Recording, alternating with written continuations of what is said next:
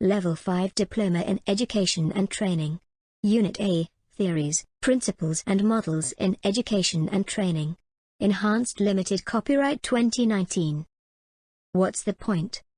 Theories, principles and models of education and training are important because they help us to understand how people think and learn. We can use this information to our advantage, improving our teaching approaches accordingly to get the most out of our learners. This PowerPoint should be used as an introductory guide to Unit A of the Level 5 Diploma. There are plenty of further sources you should use when researching the topic. Main schools of thought. There are 3 main theories of learning that all teachers/trainers should have a strong understanding of. In summary, they are: behaviorism, based on the principle of stimulus and response; cognitivism, based on the principle of active processing of information within the mind of the individual; humanism, based on the principle of self-determining individuals who make their own choices. Behaviorism. Behaviorism looks at rewards and motivation, and the effect these have on learning. By looking at stimuli response in animals, we can apply the findings to human behavior as well. A recently fed cat, when placed in a box, will go to sleep, whilst a hungry one will learn to escape. In the same way, humans are also motivated by the idea of a reward. For example, marking work immediately motivates a learner more, knowing that they will receive reinforcement straight away rather than waiting a few weeks. It is important to provide all learners with consistent and frequent positivity and praise so that they will want to achieve. Learners who are not rewarded regularly often give up trying. Edward Thorndike, Connectionism, Trial and Error. John Watson, The Principles of Stimulus Response. Ivan Pavlov, Classical Conditioning. Boris Frederick Skinner, Operant Conditioning, Radical Behaviorism. Edward Tolman, Latent Learning. Robert Gagne, 9 Levels of Learning. Cognitivism. Cognitivism looks beyond rote learning and instead focuses on teaching for understanding. Being able to repeat something back is not the same as being able to explain something. Cognitivists believe in learning through doing, as well as through asking students challenging questions. This encourages learners to think about the subject being studied and come to their own conclusions about it. This is an invaluable skill that will benefit all individuals throughout their lives. John Dewey, Intelligent Action. Wolfgang Köhler, Insight Theory. Lev Vygotsky, Scaffolding, their Zone of Proximal Development. Jean Piaget, Constructivism. Albert Bandura, Role Modeling. David Ausubel, Reception Learning, Subsumption Theory. Humanism. Humanists believe that fearing failure and rejection leads to withdrawn or disruptive learners who lack confidence in their own learning. Many learners find education a scary process and feel humiliated and devalued by their perceived failures. Humanists promote the values of emotional factors and personal growth within education. Learners should be free to pursue personal interests and talents so that they can develop in a way that is suited to themselves. Following these ideas, individual learning plans should be created to ensure that needs are met and learners are able to become motivated by their own interests. Setting tasks that emphasize creativity and curiosity is an effective way of doing this. Malcolm Knowles, Andragogy. Maria Montessori, The Absorbent Mind. Alexander Sutherland Neill, The Freedom to Learn, Summerhill School. Carl Rogers, Facilitation. Abraham Maslow, Hierarchy of Needs. Jack Metziro, Transformational Learning. Learning preferences can be determined using VARK. Visual, oral, read-write, kinesthetic. Most people learn in different ways, so it is important to use a variety of teaching approaches in order to cater for these and ensure all learners have an equal opportunity to learn. Neil Fleming, 2005, identified 4 styles of learning, known by the acronym VARK. We can use these to inform our lessons and teaching approaches. It's important to remember that not all learners fall into a specific style and that many people are multimodal, i.e. use more than one style to learn. David Kolb's Learning Style Inventory. Kolb identified 4 dominant learning styles based on how people take in information and how they internalize it. These learning styles are: Divergers, imaginative and sensitive, they are able to grasp the whole picture. Assimilators, more focused on developing theories than the practical application. Convergers, emotionally detached, organizing information through deduction and experimentation. Accommodators, rely on intuition, solving problems through trial and error. Honey and Mumford. Using Kolb's LSI, Honey and Mumford created a diagnostic tool which looks at both how the person takes in information and how they internalize information. Activists learn through doing and are often open-minded, enthusiastic and adventurous. Reflectors learn through observation and are often meticulous problem solvers. Theorists learn through thinking and often have original ideas. Pragmatists learn through experimentation and feel comfortable during problem-solving exercises. Teaching and learning approaches. Teaching and learning approaches are the different methods that can be used to facilitate the learning process. They are used to ensure that the learners are actively engaging with the content of your lessons. These approaches can be both formal, pedagogical, and informal, andragogical. It is best to use a mixture of both these approaches in your teaching. Examples of these include formal, lectures, demonstrations, instructions, presentations, informal, discussions, group work, practical activities, role plays. Communication. Communication is vital within education and training. As the teacher, you must have strong communication skills so that you can engage with learners, professionals and others alike. Within your specialist area, there may be a variety of different ways you communicate. For example, verbal communication, body language, sign language, email, instant messaging, written documentation, actions/the things we do. You may have particular ways of carrying out these different communication types within your specialist area. Principles of communication. Communication is crucial in transferring information. When communicating information, think about the 6 C's and whether you have met them. You should aim to communicate your information in completion with clarity, courtesy and confidence, whilst also being correct and concise. Remember that interpersonal communication is unavoidable. Interpersonal communication is irreversible. Interpersonal communication is rule-governed. Theories and models of communication. There are several different theories and models of communication that can be used to understand the process of sharing information with others.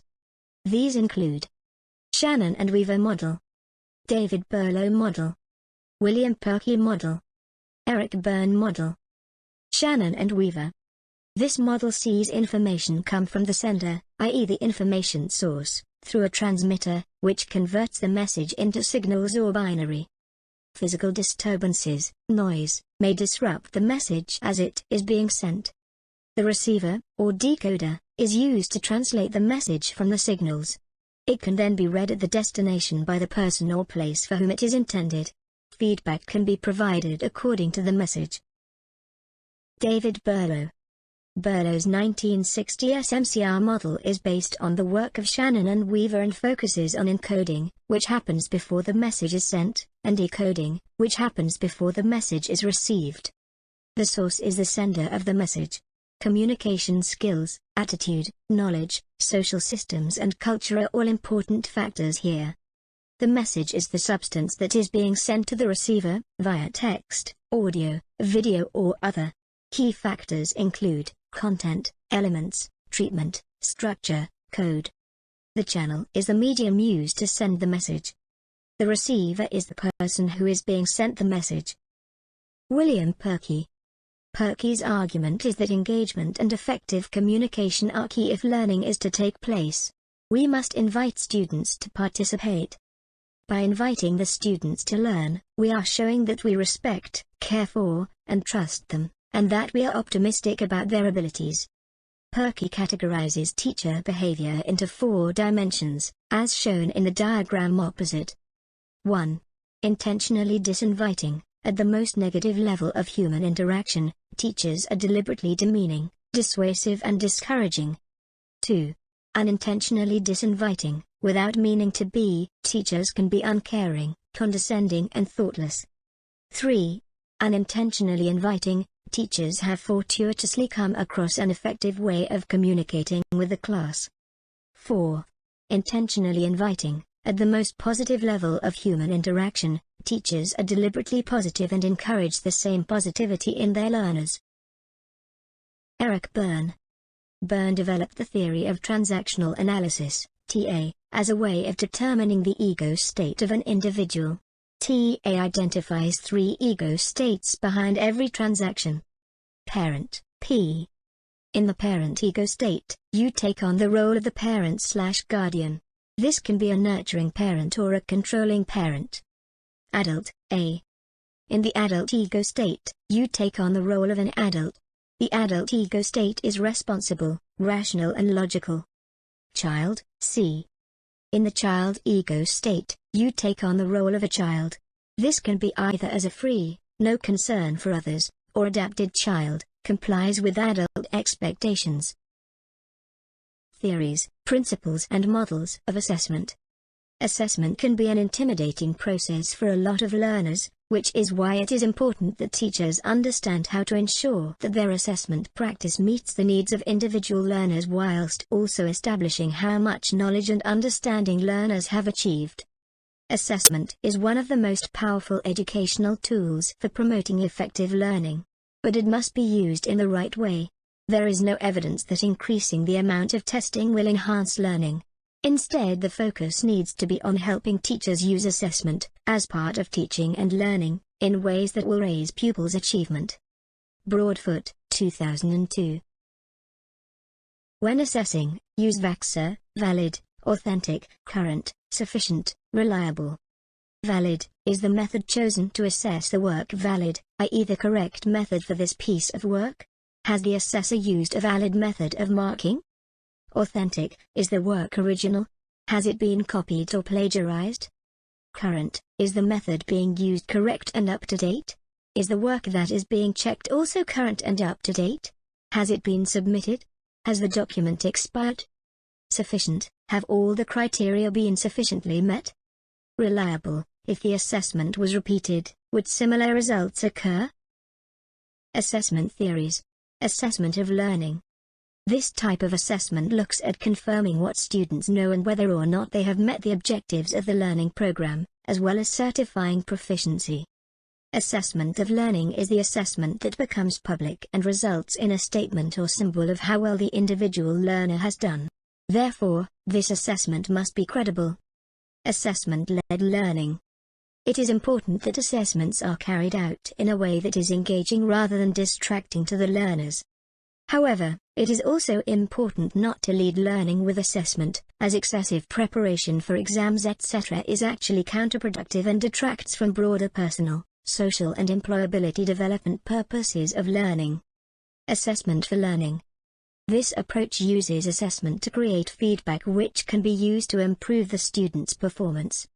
AFL involves students actively thinking like a teacher, i.e. where they are now, where they are going and how to get there.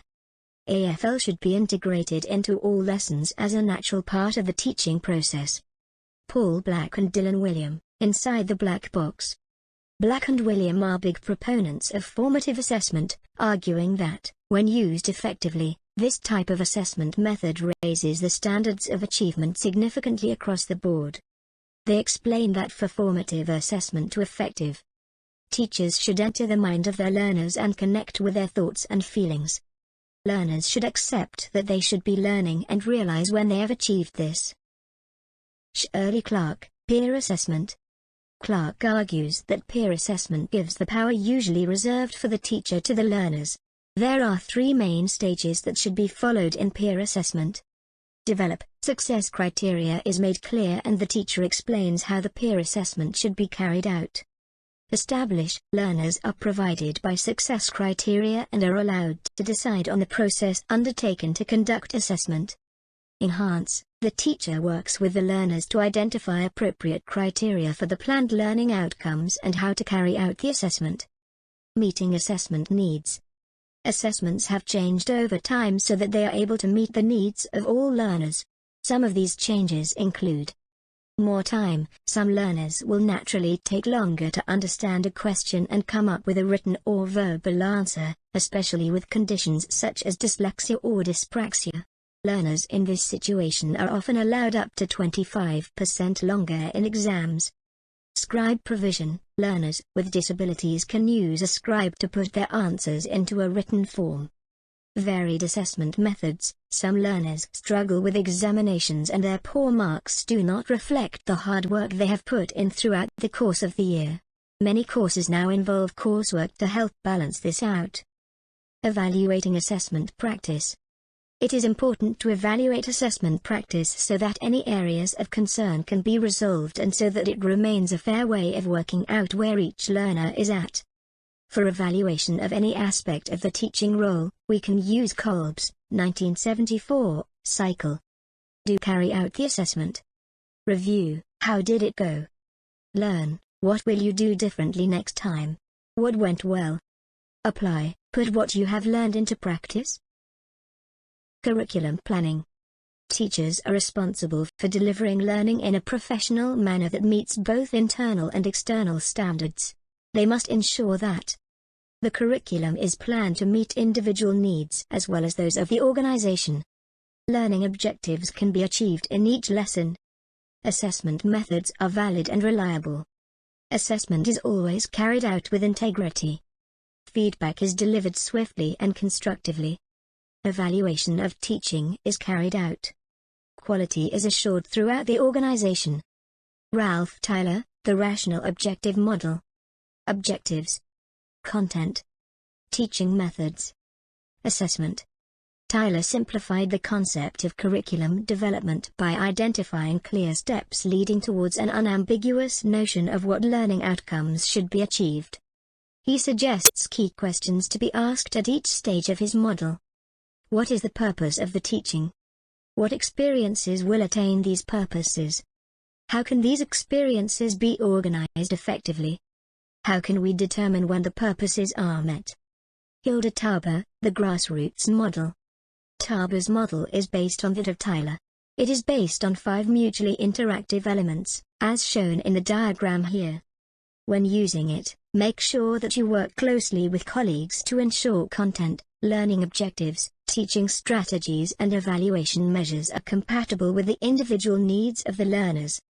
A number of internal aspects are critical to the process, those being the importance of having specific criteria related to content, the importance of having specific criteria related to objectives, the selection and organization of learning experiences related to the criteria, the choice of teaching strategies for optimum learning experiences, having appropriate evaluation measures in place.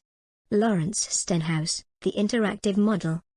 Stenhouse's model was created in response to the gap between what educational organizations intend to do and what is actually achieved. It looks at how the internal workings of the organization and political, economic, social and technological trends impact on curriculum design and delivery.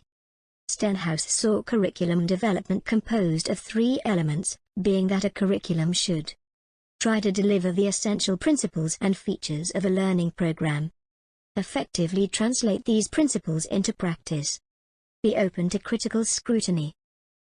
Other theories of curriculum development. There are plenty of theories of curriculum development that you can refer to when creating a curriculum within your organization. These include Darrell Wheeler, The Rational Cyclical Model; Decker Walker, The Naturalistic Model; Shirley Grundy, The Praxis Model; Jerome Bruner, Spiral Curriculum; Philip Jackson, Hidden Curriculum; John Dewey, Flexible Curriculum. Theories and models of reflection. The most effective way to make assessments and improvements to our professional practice is through reflection. Reflection allows us to view ourselves objectively and identify what we do well and what we may need to improve on. Reflection promotes the understanding of what it means to be a great practitioner rather than attacking how you work. Donald Shern, The Reflective Practitioner. Shern believed that reflection begins during practice, especially when faced with more challenging or conflicting situations, which he referred to as the swampy lowland messes. Whilst he saw reflection on action as important, Shern emphasized reflection in action as the core of professional artistry, in which teachers learn to think on their feet and improvise. Reflection on action. The after-the-event thinking, in which the teacher reviews, describes, analyzes and evaluates past practice for improvement. Reflection in action. The during-the-event thinking, in which the teacher examines experiences and responses as they happen for the purpose of decision-making. Stephen Brookfield, Critical Lenses. Brookfield argues that, to be an outstanding teacher, you should constantly reflect on your own practice through 4 complementary lenses, shown opposite, so that you can look at your abilities from a variety of perspectives. However, be careful not to fall victim to imposter syndrome, in which individuals become self-effacing and feel unworthy of being a part of the profession. Be kind in your self-criticisms. The lenses are autobiographical. The teacher relates their own experiences as a learner to reflections on how they perform as a teacher. Learners, the teacher looks at themselves through their learner's eyes to reflect on whether they are interpreting actions in the way they intended. Colleagues, the teacher uses their peers to help them reflect on hidden assumptions they may have regarding their practice. Theoretical literature, the teacher undertakes research to make sense of, or question, their assumptions. Gilly Bolton, Looking Through the Mirror. Bolton says that anyone carrying out self-reflection will come across 3 paradoxes. To acquire confidence, you must let go of certainty. You get nowhere by looking for something when you don't know what it is. You achieve nothing by beginning to act when you don't know how you should act. She suggests that facing these paradoxes is essential for reflective practitioners and will help teachers to respect and have faith in themselves, trust in the reflective process, and recognize that uncertainty is vital for learning and change to take place. David Kolb, Experiential Learning Cycle. Kolb saw learning as an integrated process in which each stage leads into the next. Naturally, reflection is a key part of this cycle, as it is only through reflecting on what has happened that we can note what needs to change and move on to improve our practice. No part of the cycle can function on its own. The cycle is as follows: concrete experience, reflective observation, abstract conceptualization, active experimentation. Graham Gibbs, The Reflective Cycle. Gibbs' cycle helps us to understand our own practice more clearly by breaking it down into chunks and considering situations one step at a time. Start by describing the situation. Move on to think about how you felt about this and what prompted this response. You should then evaluate the situation as a whole and analyze the different aspects. What conclusions have you come to? And what actions will you take in similar situations in the future? Copy and paste this information when referencing to this document.